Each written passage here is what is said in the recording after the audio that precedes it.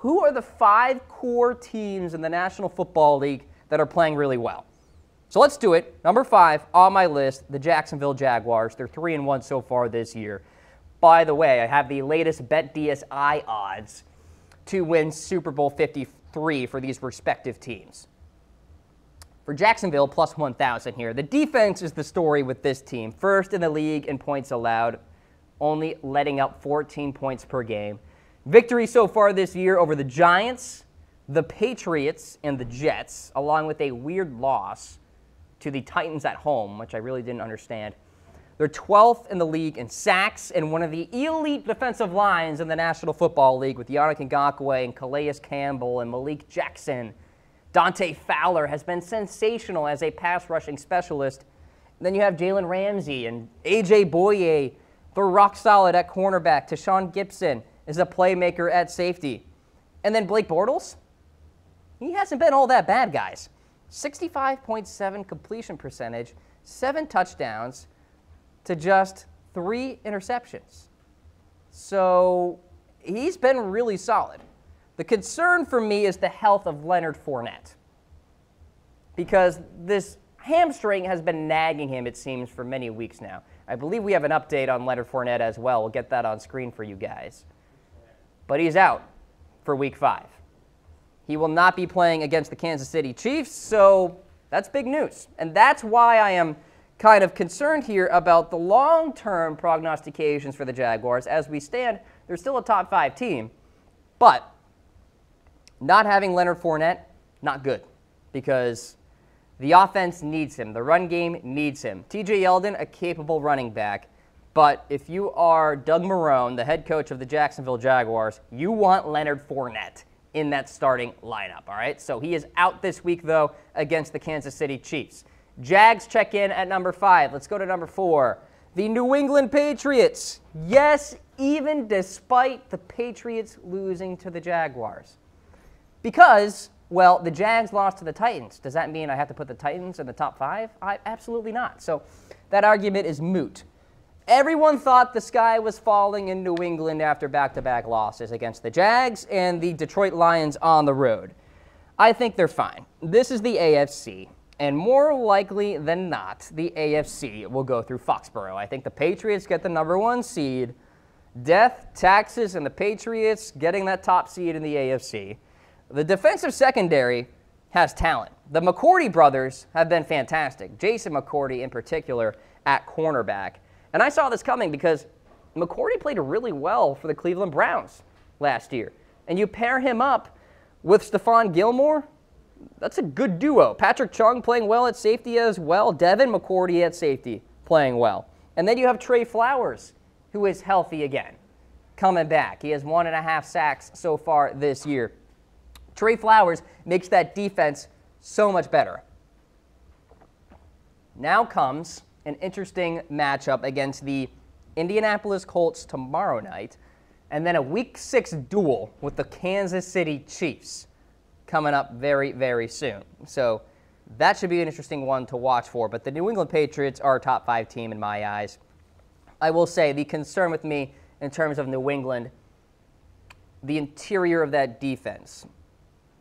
Adam Butler, they got Wise there. They're not very good, and nor is Kyle Van Noy. So the good news is the offense gets Julian Edelman back. Gronk's injury does not seem to be so serious either. So Tom Brady, by the way, chasing some history tomorrow night. He's currently 3rd all-time in touchdown passes with 497. He can enter the 500 touchdown club, joining Brett Favre at 508 and Peyton Manning at 539 tomorrow night against Indianapolis. And the Colts defense, by the way, much better than in past New England Patriot Indianapolis Colts matchups. So keep that in mind. The Patriots check in at number 4. Let's go to number 3, my preseason Super Bowl 53 prediction, the New Orleans Saints. Phew. Thank God they're not bad. Thank God they're 3-1. I was concerned in the early going of September. Oh my God, are these Saints like the Saints of 2012, 2013? Bad defense, good offense. They don't do anything. They go 7-9. Does not seem to be the case. I want to give a shout out real quick to the Saints offensive line. That tackle duo there, Teron Armstead and Ryan Ramczyk, have been sensational. They're both ranked inside the top 10 according to Pro Football Focus. Alvin Kamara, Michael Thomas have been elite at their respective positions. A big reason why the Saints are 3-1 today. Marshawn Lattimore having a bit of a sophomore slump so far this year, but he's still a really intelligent, great corner. And then Cam Jordan, great name, 4 sacks so far this year. He's a disruptor on that defensive line. And I mentioned some history for Tom Brady. History for Drew Brees as well, with 201 passing yards on Monday night against the Washington Redskins. Brees can surpass Pro Football Hall of Famer Brett Favre and Peyton Manning to become the NFL's all-time leading passer. It's interesting, we never talk about Drew Brees as the greatest quarterback of all time. But if he hits this benchmark here, and he probably will on Monday night, you got to start thinking about it. Now, Brees doesn't have the rings like Brady does, but Brees also didn't have Bill Belichick his entire career, so keep that in mind. All right, let's go to Kansas City. They check in at number 2. 4-0 record so far. BetDSI odds to win Super Bowl 53 at plus 750. Patrick Mahomes has been fantastic. His ability to throw on the run, make plays happen down the field, great pocket presence, it's all there. The Chiefs are the highest scoring offense in the league with a 36.3 point per game clip. That's really good. And next comes the Jacksonville Jaguars, the league's #1 scoring defense. Without Leonard Fournette, by the way, on the offensive side. The Chiefs are pretty leaky in the defensive secondary, though. That's where I have my concern. Steven Nelson, Kyle Fuller, not playing all that great right now. Anthony Hitchens and Reggie Ragland are really struggling at linebacker, too. But Justin Houston and Dee Ford have been really good so far this year, coming around the edge. It could be your classic high-scoring offense and then tee-off time on the opposing quarterback type of defense. It kind of reminds me of the Peyton Manning Indianapolis Colts of old, where it was high-scoring offense and teams were just so far behind they had to throw it, and then the Colts unleashed Robert Mathis and Dwight Freeney, and they teed off on opposing quarterbacks and registered a lot of sacks.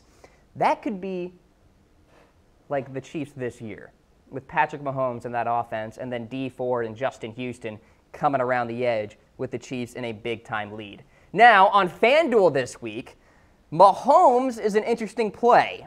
He's priced at $8,600. Here's the thing. Like I said, he's taken on the #1 scoring defense in the NFL. So do you want to play Patrick Mahomes this week on FanDuel? If you ask me, I say no. I say you actually save money, buy lower on a quarterback, and then use that cap savings that you have in different areas, like wide receiver or running back. And if you are not on FanDuel right now, get on the train.